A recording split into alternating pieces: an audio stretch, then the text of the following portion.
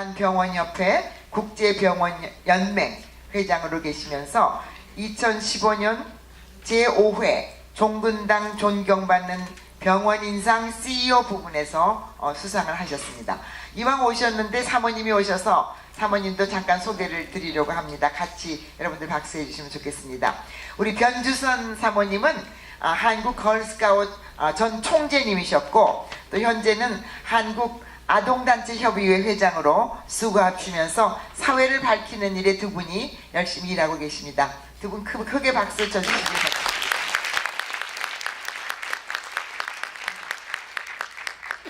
이제 우리 먼저 김광태 원장님의 특강을 듣는 시간을 가지겠습니다. 24주년 삶과 죽음을 생각하는 해를 축하를 먼저 드립니다. 사실 제가 이 자리에 설 수 있는 사람이 아닙니다. 왜냐하면 삶과 죽음에 대한 공부를 한 일도 없고, 또 하나는 제가 죽어본 일도 없기 때문에 경험이 저는 없어요. 또 저는 1961년도에 의과대학을 졸업했지만 그 당시에는 그냥 병을 치료하는 것만 공부를 했지 죽음에 대한 공부는 전혀 그 커리큘럼이 없었어요. 그래서 참 오늘 이런 주제를 가지고 제가 과연 어떻게 제가 이거를 이끌고 갈는지 굉장히 걱정스럽습니다. 단 한 가지 제가 여기에 선 이유는 우리 김옥라 여사가 이런 일을 오래전부터 해오셨고, 저도 언젠간 죽기 때문에 한번 저 모임에 한번 가서 좋은 얘기 좀 들어봐야 되겠다는 생각 하나가 있고, 두 번째로는 제가 아까도 얘기했지만은 국제병원연맹 회장으로서 또 작년에도 그런 주제, 금년에도 시카고에서 10월 달에 하는데 윤리에 대한, 생명의 윤리에 대한 부분에서 엔드 오브 라이프가 또 주제로 돼서 매년 이것이 굉장히 핫 토픽으로 다뤄지기 때문에 제가 전 세계를 다니면서 다른 나라에서는 이 죽음을 어떻게 생각하고 있는지 그런 얘기를 조금 동양섬을 들었기 때문에 그런 걸 가지고 여러분들과 같이 한번 얘기를 나누고, 또 아까 잠깐 봤더니 제가 강의보다는 여기 와서 배울 게 더 많은 것 같아요. 어쨌든 간에 저로서는 죽음을 준비하는 아주 좋은 기회라고 생각하고 그냥 제가 말씀을 드리려고 합니다. 현재 전 세계적인 그런 챌린지는, 가장 뜨거운 감자는 첫 번째가 인구의 증가입니다. 고령의 환자가, 고령의 노인들이 자꾸 이게 늘어나는 겁니다. 두 번째로는 그러다 보니까 나이만 많이 드시는 게 아니고 또 병도 한 가지, 두 가지, 고혈압, 당뇨병, 기타 등등의 질병을 같이 가지고 있기 때문에 더군다나 아주 어려움이 있어요. 또 세 번째로는 경제가 아주 지금 어렵고 있죠. 미국이 여러 가지 월스트리트의 경제가 나빠지면서부터 전 세계에 퍼져가지고 아직도 전 세계가 경제적으로 어려운 이런 환경에 놓여 있습니다. 그 중에서도 이 의료, 특히 이제 엔드 오브 라이프는 굉장히 중요한 의미를 가지고 있어서 지금 전 세계 의료인들이, 의료계를 종사하는 모든 분들이 엔드 오브 라이프에 대한 얘기를 많이 나누고 있습니다. 그렇지만 사실 죽음이 되는 것은 아무리 어두운 좋은 결정을 해도, 또 나쁜 결정해도 그것이 옳다 틀리다라고 아무도 그거를 반박할 수는 없어요. 또 많은 사람들이 아까도 말씀드렸지만 이 죽음에 대해서 많이 회피를 해요. 무서워도 생각을 안 하려고 해요. 그렇기 때문에 더군다나 이런 거를 한국이 24년 전에 각단께서 이런 걸 시작했다는 것은 정말 아주 한국이 대단한 나라입니다. 제가 다른 나라의 여러 가지 상태를 잘은 모릅니다만은 저희 나라가 벌써 이런 일을 24년 전에 시작하고, 여기에도 관계되는 많은 분들이 이런 걸 위해서 여러 가지 모임을 갖고 연구를 하고 그랬다는 것은 저희 나라가 정말 대단한 수준에 와 있다라고 저는 감히 말씀드렸습니다. 고령의 인구는 2020년적으로 보면은 한 16% 내지 한 20%를 차지한답니다. 2020년이 되면은 거의 12억 인구가 고령, 65세 넘는 분이 12억에 도달하고 2050년 되면 20억이 된답니다. 그러니까 세계 인구가 제가 정확한 숫자는 아닙니다만은 한 70억 된다고 가정하면은 거의 한 5분의 2 정도가 고령의 그 인구로 차지하게 됩니다. 더 쉽게 말씀드리면 두 사람의 일하는 젊은이가 한 분의 은퇴한 분을 이 생계를 유지해야 될 그런 지경이 된답니다. 2050년에. 그러니까 이게 굉장히 심각해지죠. 다시 말씀드리면 자꾸 노인들이 많기 때문에 경제가 어려워지는 것도 그 원인 중에 큰 원인이 된다고 추적할 수 있습니다. 그럼 이렇게 이제 나이가 많으신 분들이 뭐를 해야 되는지 한 5가지로 요약할 수 있는데, 첫 번째는 우선 돈을 준비를 해야 돼요. 옛날엔 60까지 살았는데 이제 70, 80까지 사니까 20년을 더 살아야 되니까 거기에 대한 돈을 미리 준비를 해야 돼요.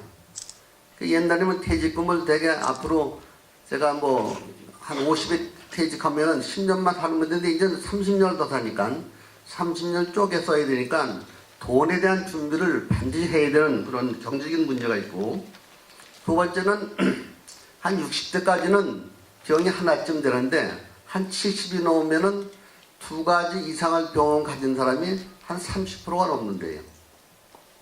또 70이 넘으면은 한 50%. 그러니까 이제 한 가지 병이 아니고 2가지, 3가지 병을 가지고 있기 때문에 그거를 치료하는 데 대한 신경이 엄청나게 많이 든다는 얘기죠. 세 번째는 사회적인 문제인데 자꾸 이제 핵가족화 되게, 옛날엔 뭐 할아버지, 아버지, 손자들이 다 같이 살았지만 이제 자꾸 핵가족이 되기 때문에 자꾸 이제 따로따로 살거든요. 신문에 보도시피 일본에서도 혼자 그냥 외롭게 돌아가는 독거노인들이 참 많다고 돼 있어요. 그래서 이런 것이 과연 이 독거노인들이 많은 문제가 또 사회적인 문제가 되고 있고, 그 다음에 시간이 많다 보니까 나머지 시간을 어떻게 즐길 거냐 하는 문제가 또 굉장히 문제가 되고 있어요. 마지막으로 이렇게 하다 보니까 아까도 서류에 나왔지만 어떻게 하면 그러면 이 어려움을 거꾸로 전환해서 어떻게 멋있게 살고 죽느냐. 아까 김은호 여사께서 사는 대로 죽는다는 말씀한 것처럼 어떻게 하면 이걸 멋있게 자꾸 기피하고 또 준비를 안 하고 생각 안 할 게 아니고 더 연구를 해서 어떻게 하면 이걸 멋있게 죽느냐 하는 그런 쪽으로 세계가 좀 움직이고 있습니다. 한편 그 고령화는 또 큰 문제가 있는데 얼마큼 아기를 낳냐는 게 중요합니다. 고령화가 심해질수록 아기를 많이 낳으면 문제가 아닌데 자꾸 나이는 먹어가는데 애는 또 안 나요. 그 WHO 통계를 보면 전 세계가 1000명당 한 1.6%를 그 아기를 출산하게 되는데 저희 나라는 2007년에 보면은 1.25%예요. 2006년에는 1.12%, 조금 낮이긴 낮지만 여러 가지 이제 사회적으로 아기를 낳으면 많이 후원도 해주고 여러 가지 때문에 좀 낮긴 낮지만 아직도 OECD에 대한 그런 통계 1.6%는 많이 모자르죠. 그래서 고령에 대한 문제는 다른 어른 나라보다도 일본, 한국이 굉장히 심각한 문제로 대두되고 있습니다. 그럼 그 세계적으로 얼마큼 오래 사느냐 여성을 우선 말씀드리면 독일이 83세, 한국이 84세, 스위스랜드가 85세, 영국이 83세, 미국이 81세, 일본이 86세입니다. 한국이 굉장히 상위에 올라가 있죠. 그래서 제가 이제 국제병원연맹 회장으로 있으면서 금년 10월 6일부터 12일까지 시카고에서 국제병원연맹 총회가 열립니다. 거기서 이제 전 세계 의료에 관련된 여러 가지 뜨거운 문제를 다루게 되어 있습니다. 국제병원연맹은 전 세계 한 100개 나라가 대표가 돼가지고 형성된 하나의 조직체입니다. 따라서 의료를 대표하는 유일한 기관 중에 하나입니다. 여기서 이제 금년 10월에 발표할 내용을 좀 말씀드리면, 첫 번째가 어떻게 환자가 병원에 접근하느냐. 그래서 병원에 못 가면 소용이 없잖아요. 근데 저희 나라는 참 대단한 나라예요. 경쟁력이 그렇게 높지도 않은데도 벌써 의료험을 전체 개보험으로 모든 국민은 의료 혜택을 받을 수 있도록 법이 정해져 있죠. 이런 나라 이렇게 많지는 않아요. 미국도 지금 모든 국민이 의료 혜택을 다 받게끔 돼 있지 못해요. 오바마 헬스케어 리폼이라 해가지고 그분이 대통령되고 나서 그걸 아주 내세워서 그걸 강행하고 있지만, 미국 헌법에 미국 국민은 모든 것을 본인이 결정할 수 있는 권한을 갖게 돼 있어요. 정부가 한국처럼 모든 사람은 국가 보험에 들어라 이렇게 할 수가 없답니다. 그게 위헌이기 때문에. 저희 나라는 모든 국민이 보험에 들게 돼 있어요. 이런 이제 어떻게 환자가 어떻게 병원에 갈 수 있느냐 하는 게 제일 중요한, 전 세계적으로 중요한 문제죠. 두 번째는 자꾸 이제 의료비가 올라가고, 또 의료의 그 질이 한 10년 전에 비해서 한 20배 정도 발전돼 있어요. 아주 옛날에 이제 약 한 번 먹으면 나을 일이 지금 뭐 그보다 100배 이상 복잡해졌다고. 그만큼 좋은 약도 많이 나오고 또 진단하는 좋은 의료기도 많이 나왔기 때문에 굉장히 복잡해져 있기 때문에, 그런 여러 가지 문제를 의사 혼자 단독으로 이런 검사 저런 검사 이런 치료를 혼자 결정하기는 너무너무 복잡하다. 또 돈이 너무너무 많이 들어가요. 제가 딸이 미국서 사는데, 미국 도착하면 미국 사는데 딸이 저한테 물어봐요. 뭐를 드릴까요? 그럼 제가 아무거나 시원한 거 달라고 해요. 그럼 또 물어봐요. 뭐를 드릴까요? 물어봐요. 아무거나 좀 목이 탄 게 시원한 거 달라고. 또 물어봐요. 뭐를 드릴까요? 근데 또 내가 화를 내면, 아버지 그렇게 하더니 여기서는 아무것도 마실 수가 없습니다. 뭐 주스를 달래든지 토마토 주스 달래든지 분명히 얘기를 해야지 그렇게 아무거나 달래가지고는 될 수가 없다고 해요. 그만큼 의료도 너무너무 복잡해졌기 때문에 그 환자가 그거를 선택할 수 있는 그런 지식과 권한을 갖지 않으면은 일이 진행이 되질 않아요. 그래서 환자 중심, 또 환자가 의사결정하는 그런 말을 씁니다. 또 하나는 이제는 환자한테 그런 걸 다 미리 정보를 주게 돼 있어요. 당신이 이런 치료를 하면은 이렇게 합니다라고 정보를 주게 돼 있어요. 또 하나 말씀드리면, 제가 외손자가 어느 수술을 받게 됐어요.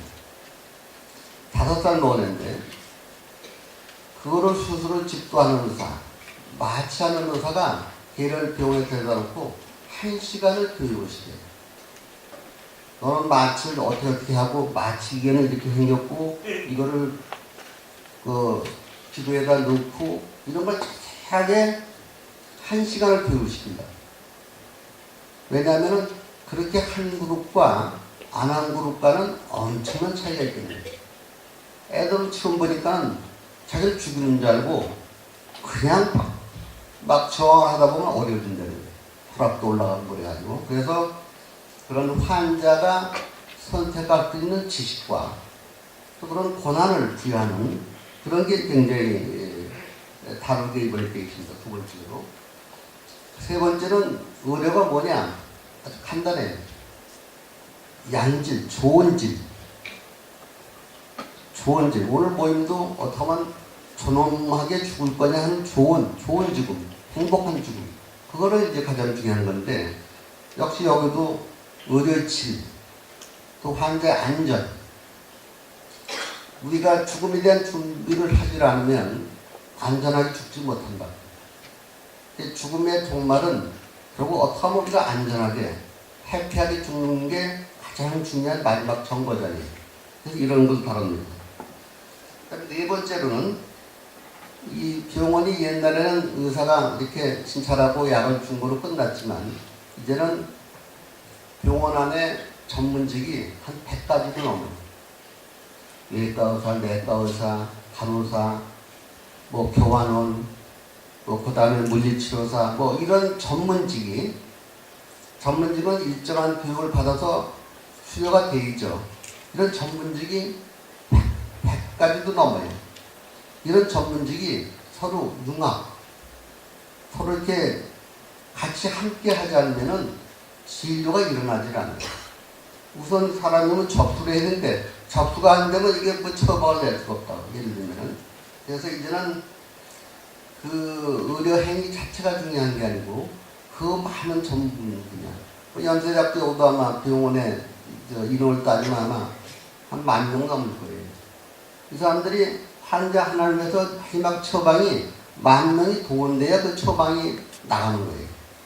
그런 하는 분들이 함께 해줘서는 그런 치료도 중요하지만 어떤 리더십, 또 관리하는 이런 게 굉장히 중요합니다.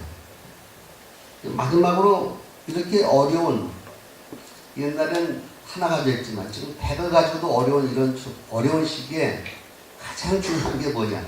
돈은 또 한없이 많이 들고 가장 중요한 건 창의적인 어떤 새로운 약이 지금 뭐 수천 가지가 있는데 그거 다 없어지고 명약이라는 건 딱 하나예요. 약이 많다는 거는 좋은 약이 없다는 거예요. 그럼 그 좋은 약을 만들고 또 갖다 대면 암이 금방 발견이 되고 이렇게 여러 가지 검사하지 않고 이런 기계가 혁신적으로 만들어져야 되는 그런 시기에 와 있어요. 마지막으로 얘기하는 게 end of life. 우리가 죽음을 어떻게 맞이할 거냐는 테마를 가지고 시카고에서 10월 6일부터 우리가 세미나를 갖습니다. 그런 준비를 하다 보고 또 전 세계를 다니면서 얻어들은 걸 가지고 지금부터 여러분들과 더불어 어떻게 이 죽음을 맞이할 건지 준비할 건지 그걸 여러분하고 한번 의논하려고 합니다. 첫 번째로 대두되는 게 옛날엔 의사가 그냥 치료만 열심히 하면 됐다. 근데 지금은 시대가 바뀌어서 치료했으면 나아야 돼. 또 MRI 찍었어, CT 찍었으면 결과가 나와야 된다. 10번 찍어서 한 번 얻으면 퍼지지만 그런 게 나왔으면 다행이지만 100번 찍었는데 한 번밖에 안 나오면 돈을 안 줘요. 그러니까 옛날은 무조건 치료한 만큼 치료비가 계산됐지만은 앞으로와 현재의 방향은 그 결과가 나쁘면은 돈을 안 준다. 왜?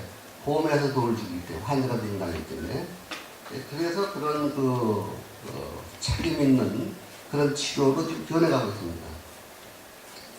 왜 그러냐면은 아까도 말씀드렸지만 젊은 사람은 그냥 치료해서 잘 낫지만 고령 환자는 병이 한 가지 두 가지가 아니고 여러 가지 병이 있기 때문에 이건 치료하다 보면 이 병이 또 생겨요. 그래서 참 치료하기 어렵고 또 합병증이 많이 생긴다.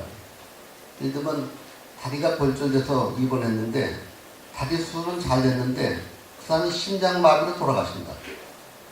이렇게 여러 가지 병을 가지고 있기 때문에 어떤 치료에 굉장히 복잡한 그런 거를 가지고 있어요. 그래서 그걸 반드시 이렇게 고려해야 되는 그런 병입니다.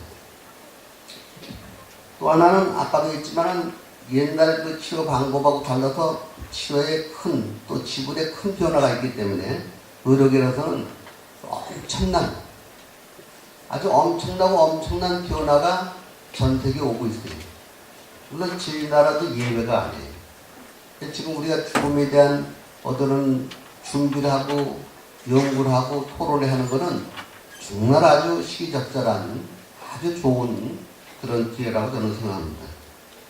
그래서 이제는 옛날엔 치료비는 걱정할 거 없어요. 치료하는 대로 돈은 나오게 되어 있기 때문에 또 못 내면 그만이지만 지금은 그런 시대는 끝났다고. 아까도 했지만 치료하는 만큼 책임을 지는 그런 시대가 변했기 때문에 여러 가지 의료가 많이 변하고 있습니다. 그래서 이제 세 가지로 제가 이제 이 현재의 의료를 정리하면은 첫 번째는 책임을 지는 그런 의료행위. 그러니까 어두는 결과가 좋아요. 합병증 있으면 결과가 좋아요. 그런 문제하고, 두 번째는 환자가 감내할 수 있는 그런 치료 범위래요. 저는 아까 지금 61년에 졸업하고 66년에 외과 전문의사가 됐어요. 환자를 열심히 치료했는데 환자가 2층인데 이 시트를 이렇게 잘라가지고 도망가 버렸어요. 2층에서 내려가지고. 그 얼마나 고마운지. 만약에 도망가다 떨어져 죽었으면 어떡하겠어요. 또 제가 군에서 교육을 받았는데 이 죽으라고 살려놨더니 이 사람이 자살을 해버렸어요. 그래서 이제는 환자가 또 뭐 옛날은 자살이 쉬웠기 때문에 그 농약을 먹고 돌아가신 분이 많아요. 겨우 살려내면은 왜 나를 살려냈냐고. 뭐 돈은 뭐 2차고 왜 자기를 살려냈냐고. 그러고 항의하는 분들이 많아요. 그래서 현대의학은 감내할 수 있는 범위에서 치료를 하는 게 좋겠다. 지금 저 아프리카 같은 데는요, 맨날 텔레비에 나오지만 3불만 가지면 애들이 영양실조로 죽지를 않아요. 미국은 하루 치료비가 10,000불도 넘을 수가 있죠.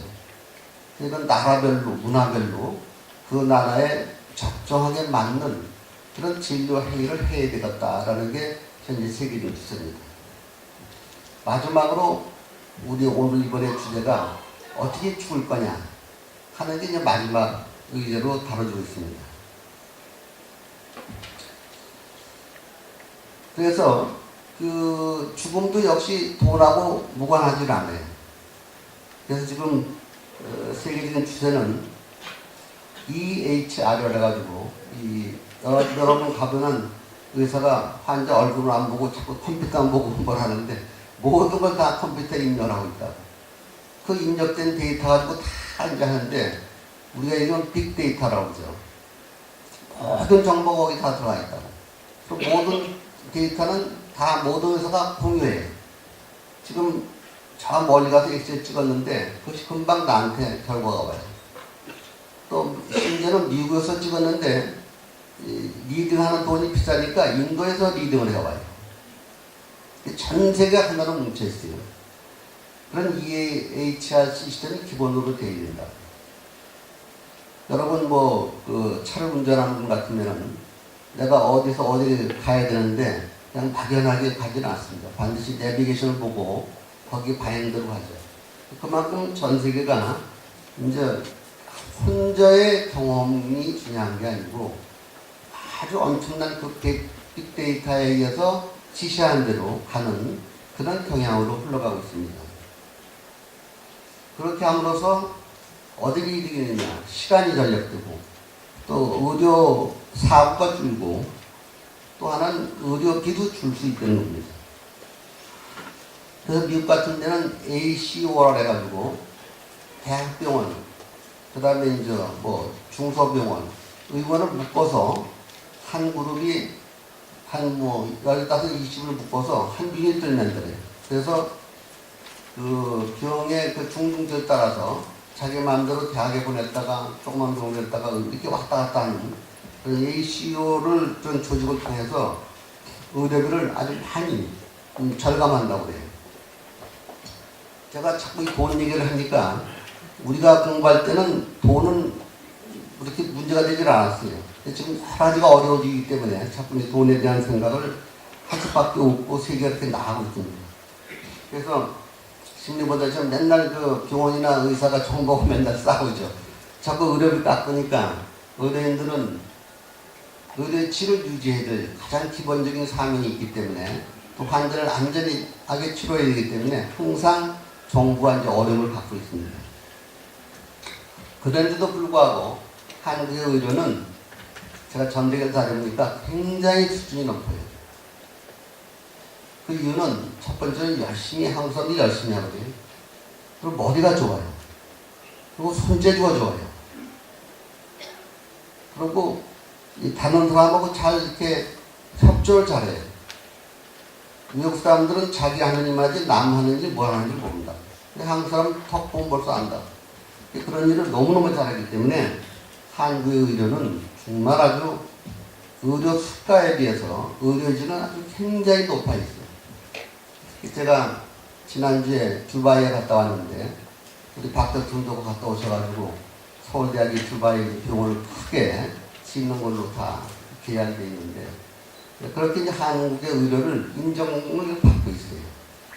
그래서 지금 우리나라가 발전할 수 있는 아주 좋은 기회입니다. 또 하나는 전 세계적으로 의료가 발전 없이는 어느 나라도 발전할 수가 없다고 그렇게 되어 있죠. 그것이 교과서입니다. 그래서 정부에서도 아주 의료를 아주 더 발전시키려고 아주 모든 지원을 아끼지 않고 있습니다. 그래서 이렇게 이제 여러 가지 치료를 하는데 그런데도 이제 어려움이 있다. 이게. 환자가 이게 3개월 이상을 사실 수가 없어. 그럴 때 우리가 어떻게 할 거냐. 치료는 되질 않는데 그냥 돌아가시는 놔둘 거냐. 아니면 무리하게 계속 치료할 거냐. 근데 그전에는 무리하게 치료를 했어요. 1%의 가능성이 있어도 무리하게 치료했지만 지금은 그걸 한번 생각을 해보자.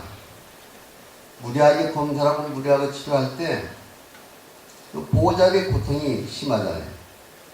환자도 고통이 심하다고. 근데 별로 효과는 없어.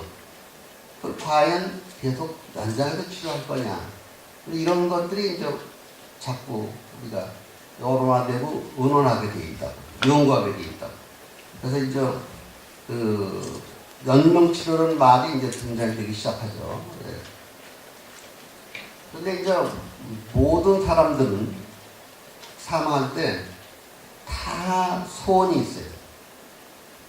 그냥 돌아가시려고 하지 않아요.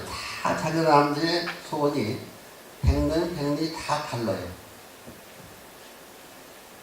미국에 이런 데까지 들으면 여기 호스피스에서 많이 공부한 분들 많이 계시지만 제가 말씀드리는 게 너무 유치한 말씀인지 모르겠지만 저는 그런 경험이 없기 때문에 문헌을 통해서 읽은 것만 제가 전달하려고 합니다.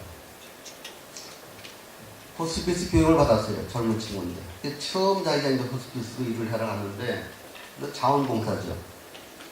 뉴욕의 어느 아파트를 가게 됐어요. 그 사람은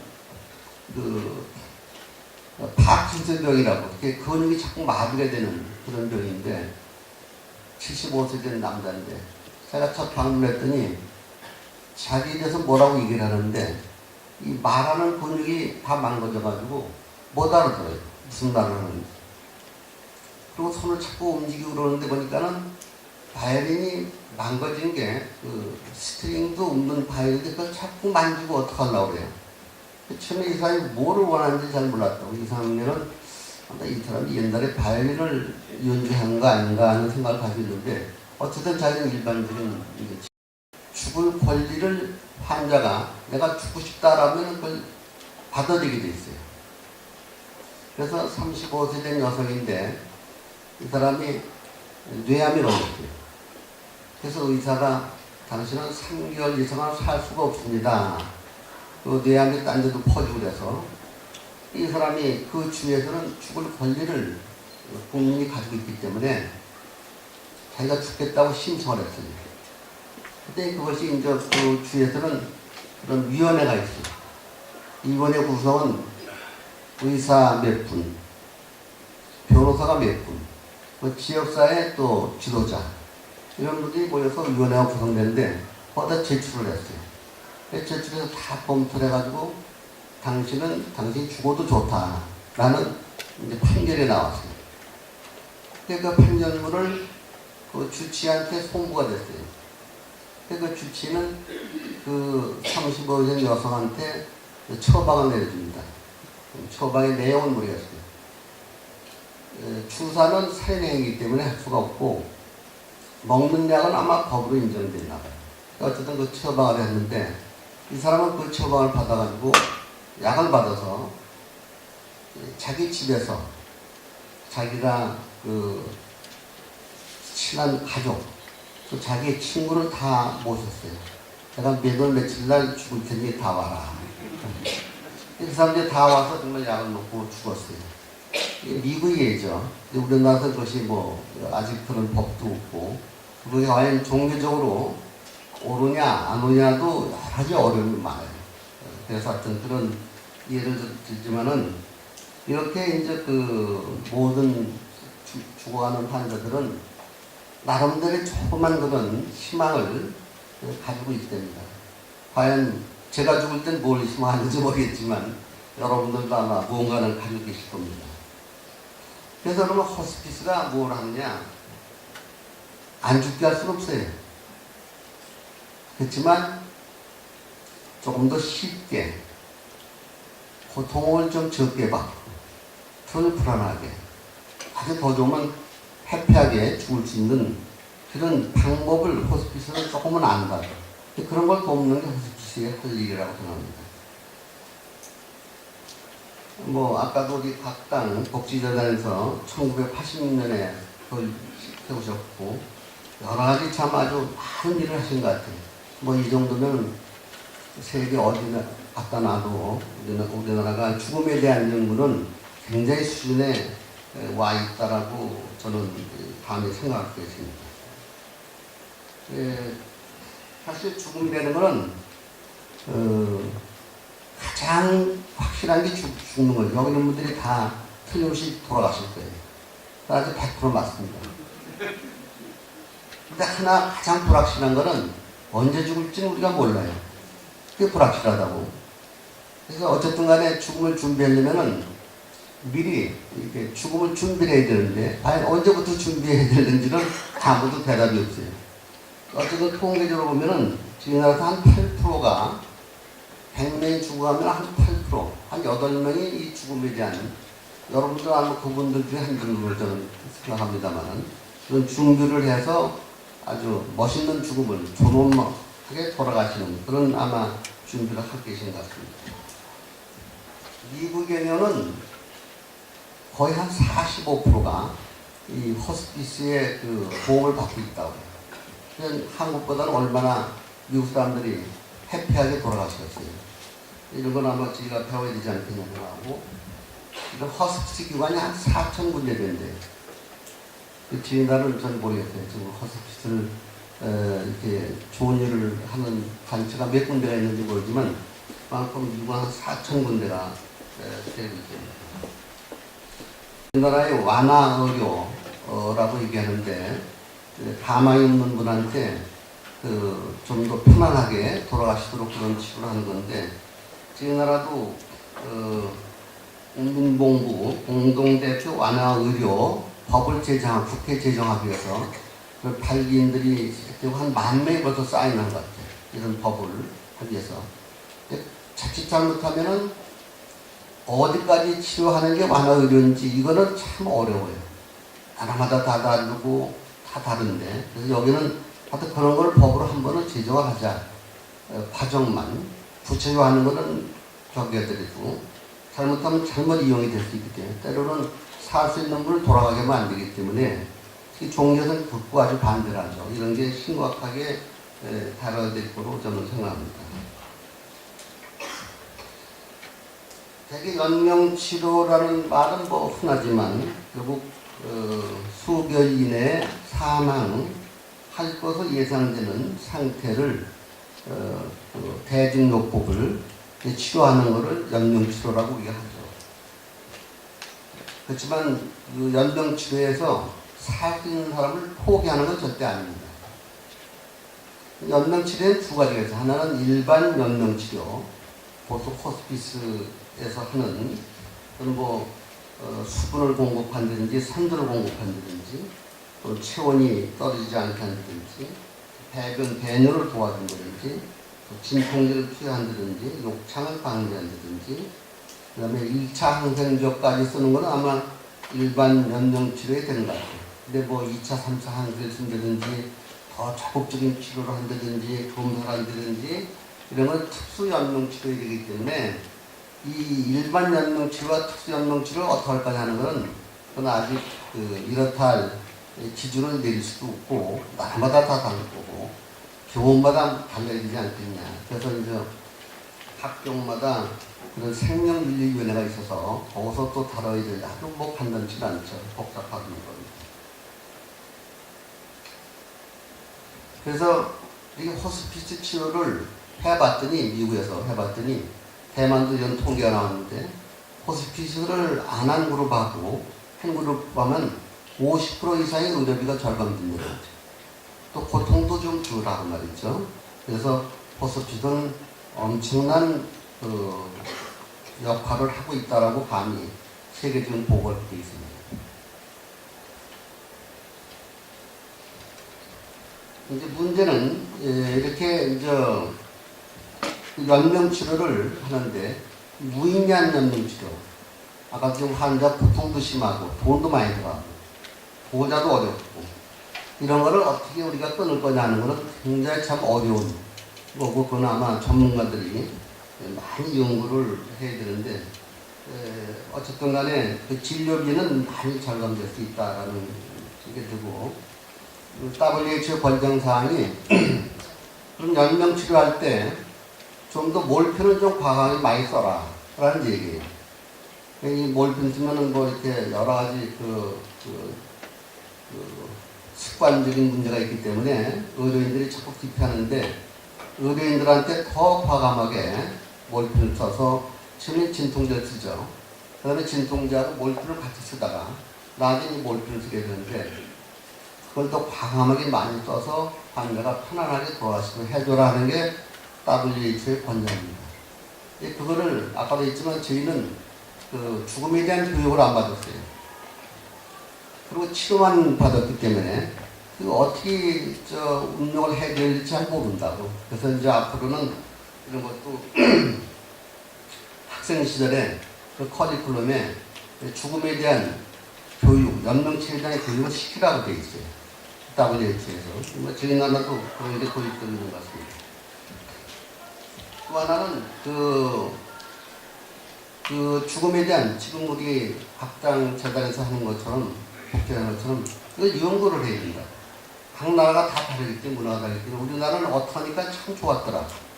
환자가 참 해피하게 돌아왔다. 이런 걸 자꾸 연구를 해서 발표하고 어떤 표준화하는데 정말 큰 저기가 될 거로 생각합니다.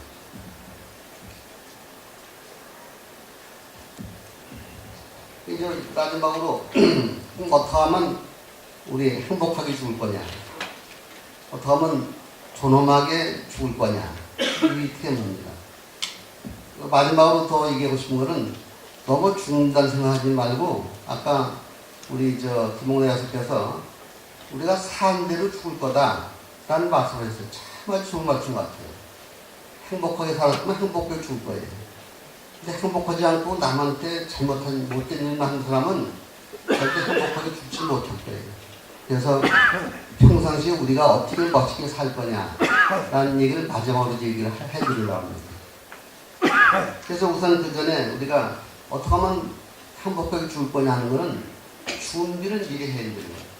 학교 때 교육을 시키고 또 대개 우리나라 경우는 죽을 때 임박해서 호스피스를 신내주려면 미리 와서 해야 되는데 죽기 한 열흘 전 별로 의미가 없다는 거예요. 급할 때 이건 의미가 없다는 거죠. 또 거의 마지막 단계 이건 의미가 없다는 거예요. 근데 미국은 한 3개월 전, 아주 심한 사람 1개월 전 암이 딱 진단 내리면은 그것들도 계획을 써요. 내가 전 세계 어딜 다니고 누굴 만나고 뭐 이런 게 다 써서 인생을 멋있게 마감하는데 우리는 절대 죽는다고 생각하고 마지막 한 열흘 사이에 하여튼 죽기 전 마지막 치료비에 한 40을 씁니다. 그러니까 그때 쓰는 돈 다 필요 없는 돈이에요. 다. 아무 효과도 그리고 고통도 많이 당하고. 그래서 미리미리 준비를 해야 한다는 거예요. 그래서 미국 사람들은 한 26.3%가 이런 프로그램에 벌써 사인을 했어요. 나는 이런 호스피 프로그램에 내가 조인하겠다고 다 그 사람들이 교육시켜주고 다 이렇게 죽을 때 어떻게 죽는 거 다 교육시킵니다.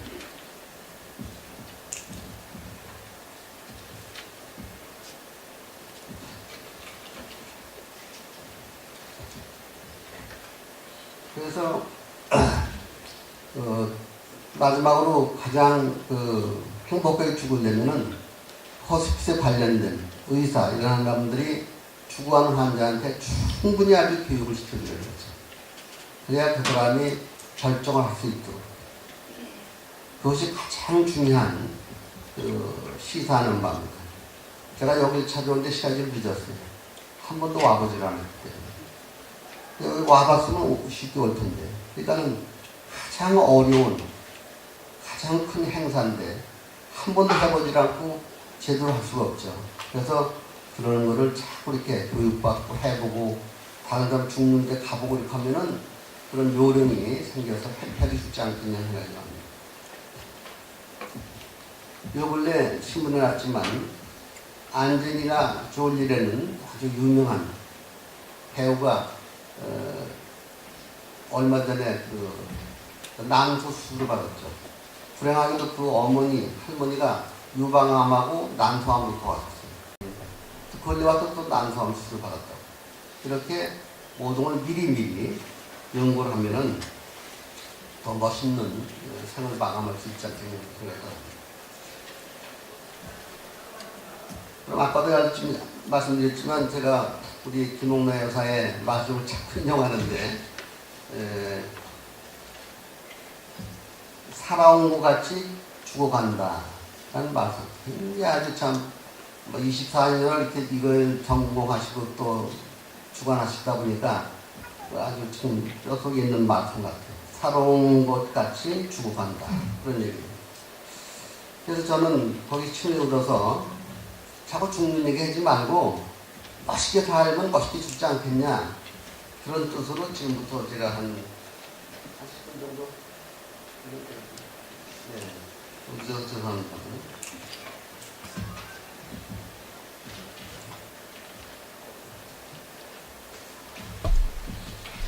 우리가 멋있게 살려면 먹어야 하잖아요. 뭐를 먹어야 할 것 같아요? 사실 제가 김옥래 여사한테 몰래 한번 여쭤보려고 해요. 가장 연장자시고 참 건강하시니까. 요즘에는 자꾸 먹는 얘기가 신문에 아마 거의 매일 연재가 되죠. 뭐 믿거나 말거나요. 제가 말씀드린 것도 믿거나 말거나 하는 거예요. 이 서양의학은 과학적인 근거에서 이렇게 지금 근래와서는 경험에 대한 의학도 많이 발전하고 있어요. 그러니 과학의 한계가 있거든요. 이 70억 되는 인구를 단 한 사람도 안 죽게 할 수는 없다. 과학의 한계가 있다. 그러니까 수천 년 내려온 그런 어떤 경험에 대한 권란. 그것이 굉장히 요새 뜨고 있어요. 그래서 뉴욕 타임스 보면은 거의 매일 이런 것들이 발표되고 있어요. 근데 이것이 그냥 막연한 게 아니고 저것도 1000명을 10년 동안 해봤더니 좋더라. 뭐 그런 얘기예요. 그러니까 조금 믿어도 된다고 생각해요. 요즘에는 좋은 프로테인을 많이 먹으려는 거예요. 다시 해서 우리가 쌀이나 뭐 카보하이드레이트, 탄수화물을 많이 먹으라고 되는데 오히려 그걸 줄이고 좋은 프로테인을 많이 먹으려는 거예요. 그 이유는 면역도 올라가고 또 근육도 덜 줄고 연세가 자꾸 많으면 벌써 50, 60 되면 근육이 자꾸 줄어요. 운동을 해도. 근육을 유지하는 데는 프로테인이 필요한 거죠. 뭐 흔히 얘기하면 닭가슴이라든지 이런 거는 근육을 유지하는 데 굉장히 좋아서 이런 하이 프로테인을 좋은 프로테인을 먹으려는 거예요. 저번에 다른 흔히 얘기하는 그 불포화 지방은 다 나쁜 거 되어 있지만 불포화 지방은 또 굉장히 좋은 거로 되어 있어요. 그래서 하이 프로테인하고 unsaturated fat를 먹는 게 여러 가지 그 면역에 좋다는 그런 보고가 나오고 있습니다. 그 다음에 되게 이제 저희가 직업이 의사니까 돌아가신 분을 많이 보는데 돌아가신 분들이 한 3분의 1은 물이 모자라서 돌아가요. 여기 다 계신 분들이 1분에 벌써 피가 몇 번 돌아요. 온몸을. 그 돌다 맥히면 죽어요. 심장이 맥히면 심장발열, 뇌에 맥히면 뇌 중풍이 오고요. 근데 그 도는 게 피가 이 수분이 모자라면 피가 대져요. 보통 거기에 그 백혈구, 적혈구가 한 45%가 있는 게 정상인데 그게 벌써 59, 60%면 60%가 넘으면 60% 죽어요. 근데 대개 몸속에 수분이 부족하면 피가 대지기 때문에 돌다가 조그만 게 맥혀요. 영어로 하면 인팍션이라는데 그 중요한 기관에 피가 맥혀서 그냥 죽는다. 근데 대개 언제 많이 돌아가시는 거면 주무실 때 많이 돌아가신다. 우리가 입을 벌리고 자기 때문에 이 하루에 입에서 그 수분이 증발하는 게 한 1리터쯤 돼요. 오줌은 안 넣어도 1리터가 날아간다. 일단 젊은 분들은 수분을 잘 홀다 이렇게 붙들고 있지만 나이 같은 분들은 먹은 대로 다 오줌을 나가고 다 증발하고 다 입에서 다 날아가요. 그래서 수분을 잘 공급을 해야 돼요. 그래서 수분이 부족해서 또 사우나 가서 돌아가시는 분들이 많아. 땀이 더 나니까 그자도 그 피가 되는데 또 이 땀도 다 빠져버리니까 피가 맥힌다. 그래서 돌아갔습니다. 피가 맥히면 방법이 없어요. 차 가는데 도로가 맥히면 뭐 날아갈 수 없잖아요. 똑같아요. 그래서 수분 공급이 굉장히 중요한데 수분을 얼마큼 공급해야 되느냐. 딱 한 가지 기준이 있어요. 뭐 이런 얘기 해도 안 됐지만 여러분들이 배뇨를 할 때 오줌을 넣을 경우에 오줌이 노라면은 그 수분이 부족한 거예요. 오줌이 하얘면 내 몸에 수분은 충분하다라고 볼 수도 있어요. 여러분들이 꼭 오줌을 넣고 나서 꼭 보셔야 돼요. 전기에 내 오줌 색깔이 어떤지를. 이게 빨가면 또 큰일이죠. 뭐 풍파제 안 걸린 거니까 어쨌든 물을 먹는데 어느 정도냐. 오줌이 노랗지 않다. 먹는 게 유지하는 건데 그거는 뭐 하루 열심히 먹었다고 되는 게 아니에요. 하루도 몇 번 유지해야 되기 때문에 물 먹는 거 이상 중요한 게 없다. 그 다음에 뭐 음식은 골고루 먹는 건 당연하죠. 다 중요한 다 들어있기 때문에. 그 다음에 여러분 막 운동 안 하는 분은 없을 거예요. 운동하고 싶은데 잘 못하는 분도 많을 거고. 운동 어떻게 할 거냐. 옛날엔 뭐 요새 1시간 걸으면 된다고 돼 있어요. 30분 걸으면 된다고 돼 있다. 안 걷는 사람보다는 걷는 사람이 훨씬 오래 살아요.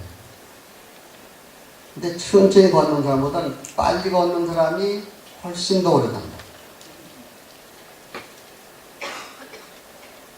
얼마큼 빨리 걷냐? 각자가 다 다르죠. 땀이 조금 날 정도. 땀이 하나도 안 나. 그건 운동이 아니고 노동백이 될 수가 없어요. 그러니까 빨리 걸었다가 한 몇 분을 빨리 걸으면 좀 땀이 나지. 또 좀 천천히 이렇게 해야지. 천천히 그냥 한없이 한 1시간. 별로 의미가 없다는 거예요. 그분은 치매로 가는 방법밖에 없다는 거예요. 요즘에는 조금 빨리 걷다가 쉬었다가 이렇게 하는 게 좋다는 거예요. 그 다음에 잠자는 게 중요해요. 잠자는 게. 잠은 적게 자면 면역이 떨어져요. 잠은 WHO 권장사항이 7시간 자는 게 제일 좋은 걸로 되어 있어요. 또 이제 연세가 들으면 잠이 안 오죠. 안 오면 독서를 하시면 돼요. 또 잠이 와요. 또 자면 된다. 젊었을 때는 잠은 한 번 잤는데 지금 뭐 2번, 3번 자도 관계없죠. 합해서 7시간만 자면 되니까. 그러면 여러 가지 몸에 이런 기능이 제대로 돌아간다고 생각합니다. 그 다음에 스트레스. 스트레스 걸리면 암 걸린다고 그러죠. 스트레스는 뭐 위로하래요. 스트레스를 해결하는 방법은 여기도 우리 복지관에서 주장하지만 남을 사랑하는 거 그게 최고의 스트레스 해결입니다. 그래서 그 사람이 남을 얼마큼 사랑하느냐 한 분은 아주 행복하게 죽을 거고 그냥 사랑을 하지도 않았어. 맨날 나쁜 일만 하는 사람은 아마 불행하게 죽을 거예요.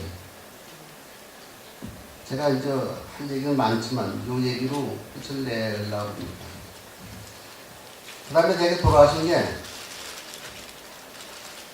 암, 성인병 서로 돌아갔어요. 그래서 이런 병에 걸리지 않으려면 좀 부지런해야 돼요.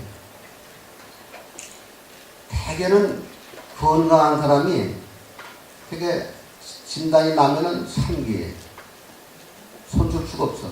워낙 건강하니까 증상이 없어요. 근데 병을 자꾸 앓는 사람은 이것저것 하다 보니까 조기에 발견돼요. 그래서 암은 뭐 아주 쉬운 병이에요. 조금만 발견하면 그냥 뛰어내면 끝나는 거지, 당뇨병보다도 100분의 1도 안 되는 거예요. 병 자체가. 늦으면 그건 뭐 방법이 없다.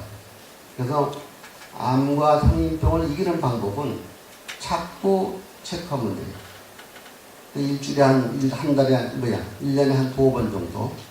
저는 직업이 의사고 또 제가 경험을 가지고 있어요. 그래서 저는 툭 하면 검사해 봅니다. 뭐 누가 돈 내릴 사람도 없고 또 순서도 내가 내 맘대로 하니까. 마지막으로 제가 한 말씀 말씀드릴게요. 모든 검사를 다 했어. 근데 며칠 있다 암으로 진단이 났다. 그런 사람도 있어요. 그러니까 현대 과학으로 아무리 검사를 해도 모든 암은 다 발견하는 건 아니라 스크린이 하는 거예요. 그거로 다 믿을 필요 없다고. 그러니까 자기가 늘 생활하는데 뭐가 좀 이상해. 그럼 그걸 집중적으로 자기가 찾아 나서야 돼요. 인간의 가장 중요한 건 뭐냐? 이거 하나만 기억하세요. 저는. 당신이 그대로 있기 때문에 당신이 인정받는 거예요. 굉장히 어려운 얘기 같아요. 유아유. 당신이 다른 모습이 있으면은 그건 인정받을 수 없어요. 저는 종교에 아주 심취된 사람은 아니지만 신이 우리한테 그 선물을 줬어. 각자가 다 다른 한 분도 똑같은 사람이 있어. 다 다른 선물을 줬으면 그 선물을 잘 그대로 지키는 사람은 참 행복하게 사는데 그대로 안 지켜. 그래서 그거를 지키는 게 가장 저는 웰다잉이라고 생각합니다. 너무 지루하지 마세요. 감사합니다.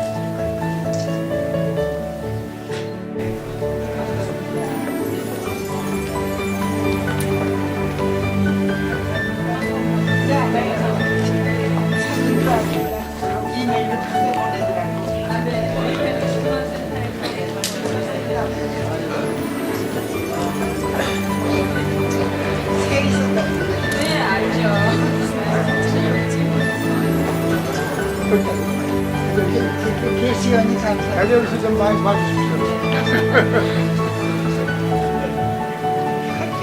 학교도요. 이사회 통과를.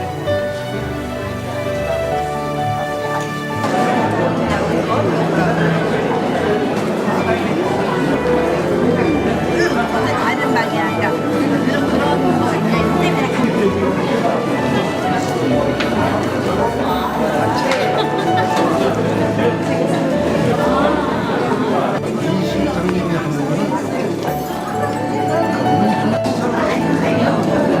아니 그러니까 할때 저만 들어가는 게 아니라 저는